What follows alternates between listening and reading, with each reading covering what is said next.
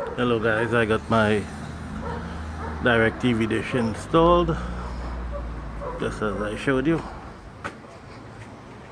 It's pointing 268 to the west, 49 degrees elevation. All the bolts are tightened up, and this is my signal meter here. So I'm getting 95%. Make sure you go to the different satellites and select them so you get the different signal strengths. I don't have anything on this out.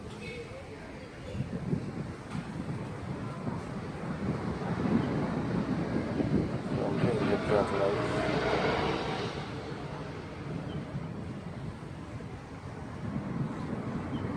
So that's it, I should be fine.